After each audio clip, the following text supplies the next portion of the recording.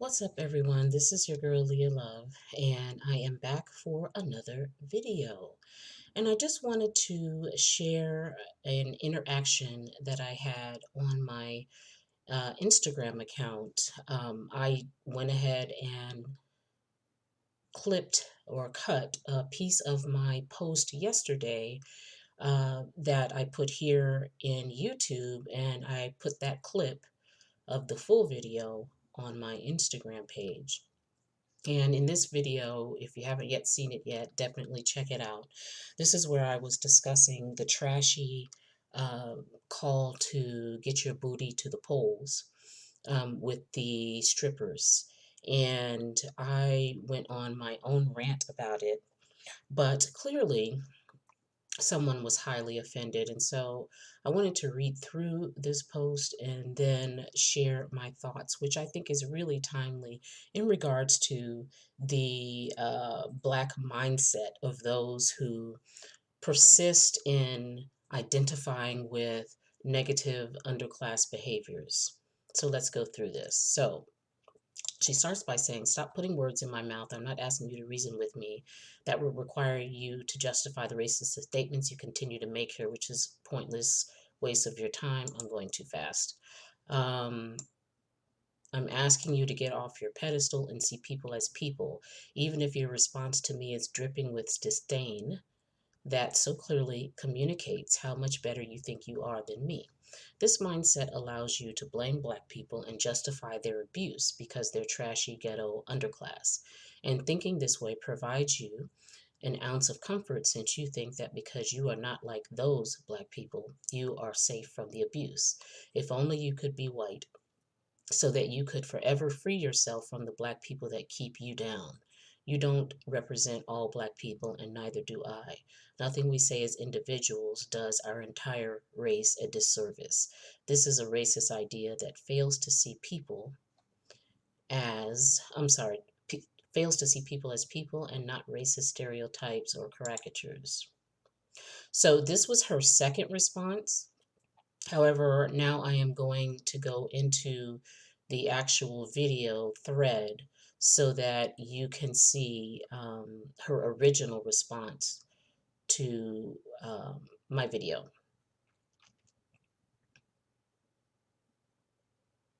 Okay, so here's her first response. "Your anti-Blackness is showing.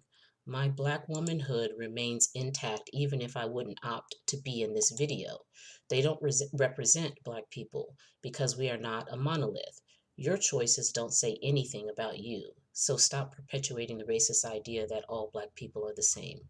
It seems to me that you don't love Black people unconditionally. You only love respectable Black people. And if you care about the Black community at all, I can't see it past your most pressing concern in this post, which is how other Black people sully your respectable reputation.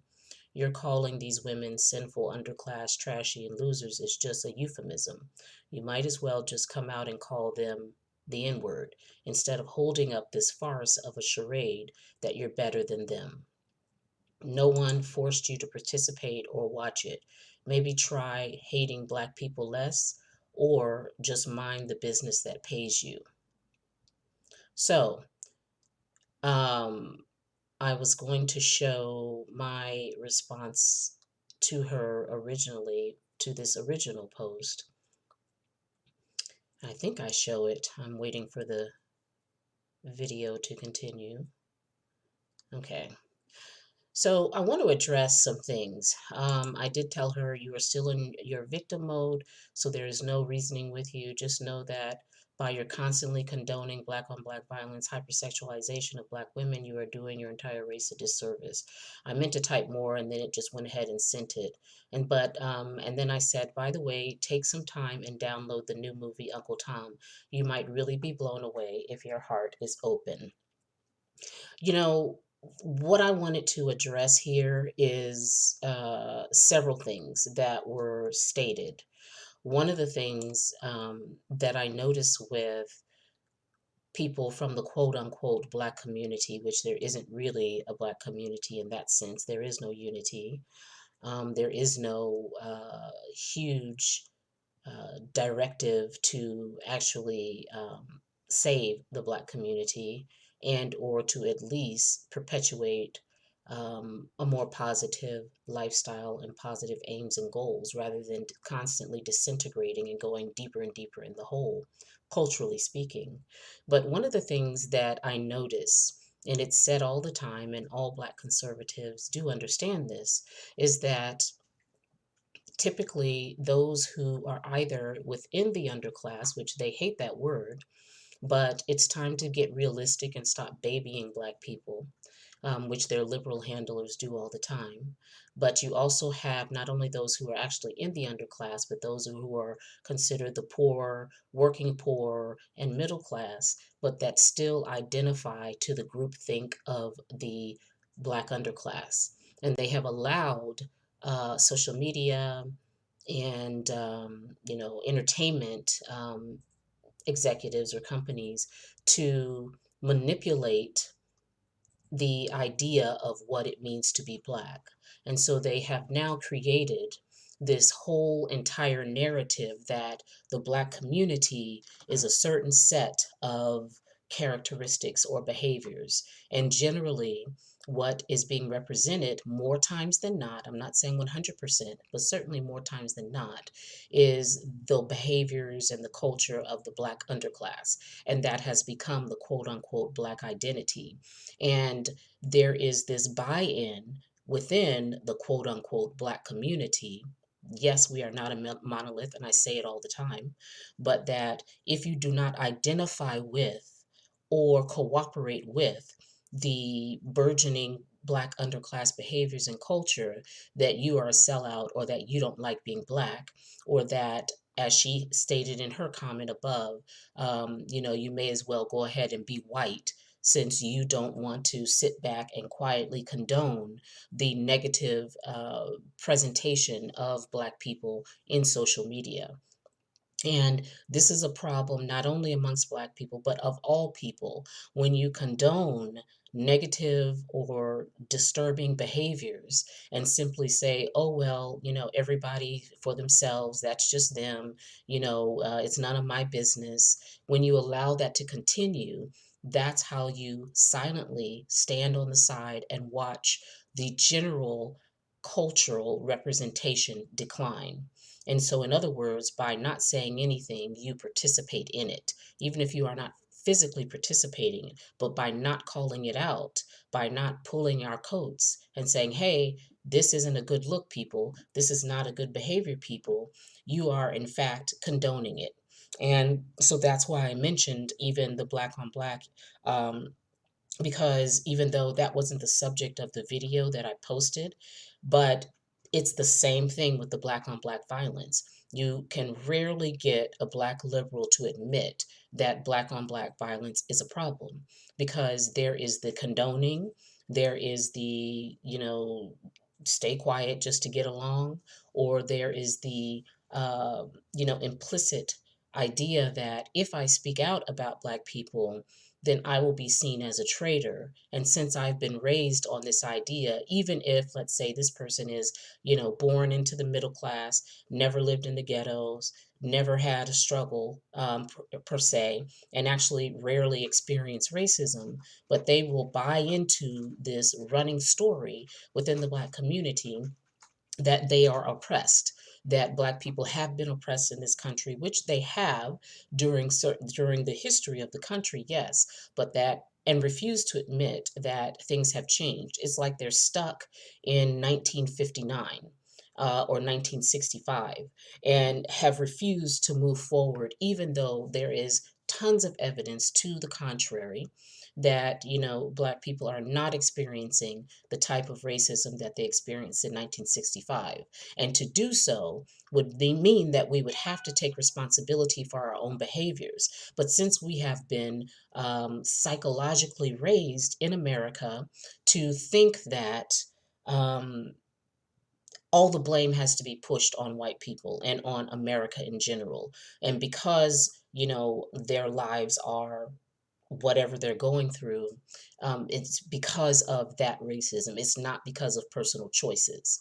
And I'm not saying, again, during a certain time in history that there were fewer choices. There were people's lives who were, completely disintegrated, or that their efforts were curbed because of, Jim Crow, and certain racism. So that definitely did happen, but certainly in 2020, that is not the case. But people are stuck in that error, and they realize that should they begin to really talk about what's happening in not the Black community, but in underclass communities that happen to be Black, that if they were to take responsibility for that, they'd have to take responsibility for a lot of other things. But they've been raised on this idea to never take responsibility for anything. And so there is this idea that uh, another one that I want to touch on is, it's very, very interesting that when the Black underclass identifiers uh, see someone who has an independent mind and who has decided to take responsibility for their life, the one of the typical slurs, like, they are never creative about their slurs. They all read it from the same playbook, and it's so old and tiring and nobody cares. But one of their slurs is that, you just want to be white, or you just hate being Black. So it's so interesting how to literally point out bad behaviors means you hate being Black, because the only way to love being Black is to allow, or to condone, or to look away when Black people are misbehaving. That's the Black thing to do, supposedly. But to actually stand on morals, to call into play your Christian values, that is hating being Black yourself, and that is also wanting to be white. And I touched on this in my Patreon channel because I really don't like going too deep into these things on YouTube. However, I will just briefly say that there is a double psychology thing going on here, because when Black people who are Black underclass identified say, hey, you're trying to be white, but when you mention, personal responsibility, work ethic, when you mention that, no, I'm not going to use my color as a crutch for my own deficiencies, when you state these things, they're saying you're trying to be white. And what they're actually saying is that they actually believe white people are superior to them. It's just like the kids who are going to school and they actually happen to do their homework, and they actually happen to read the books, and attempt to be studious. They're called, oh, you're trying to be white. Why are you trying to be white? And so the understanding within this subsegment of the Black quote unquote non community is that anything that you're doing to better your life, or standing on normal moral ground as an upright human being, means that you are trying to be white, which means that they are being less than white. They're being Black, and Black is supposed to be all the bad stuff, the not trying. Because anyway, why try when there's so many races who are going to put me down? Why do anything of value? Because at any rate, the white man is always going to do something to me. And so they don't even really hear themselves and understand that they still themselves see white people as superior. And therefore, because of quote unquote white racism, we cannot call Black people out on any bad thing they do, because it's all the white man's fault anyway. And so I just wanted to bring that to you all's attention. Should some of you, of my listeners who happen to be African American, Black, however you want to call it, and you are experiencing this type of pushback from Black people, understand that there's a deep psychological issue going on. And the fact that people do not want to address it, and their scapegoat is to quickly get out of it by saying, oh, you're trying to be white, because in the Black community, to try to be white is supposed to be a negative thing. And whereas our people, from the 1890s all the way up, Booker T. Washington, we had so many great people who were standing on high moral grounds, who were doing everything they could to participate in the American dream, building schools, building businesses, even through segregation. There were countless businesses in the black neighborhoods because you had to have it because you couldn't go into the white neighborhoods. But that being able to build your own businesses, buy from yourself, all kinds of fields and careers that people were endeavoring and owning businesses. That is what an upright citizen would want to do. And so we had moral codes back then, which have been completely lost in 2020, with Black people excusing the most deplorable behaviors that would have never been accepted in the 1940s within our own quote unquote community. It would have never been done. Women out in thongs and twerking and stripper poles. Yes, there were always prostitutes since the beginning of time. I'm not saying that, but it was not normalized. It was not put out into the forefront as Black culture, which it is now. And so for Black people who don't even know their history and what it really means to be a Black person, a moral, upright, educated, or desire to be educated Black person, that's what it really means. So for them to say, my calling out this deplorable behavior means I don't want to be Black or that I hate being Black, that's a real issue if you can imagine where the mind is right now. So I'm going to close it out. This is again Leah Love. You can check me out on Instagram. You can see my name here, LeahLoveOnline. And I appreciate you being here. If you've been enjoying my content, definitely share, definitely subscribe, click the notification button, and I will see you next time. Bye bye.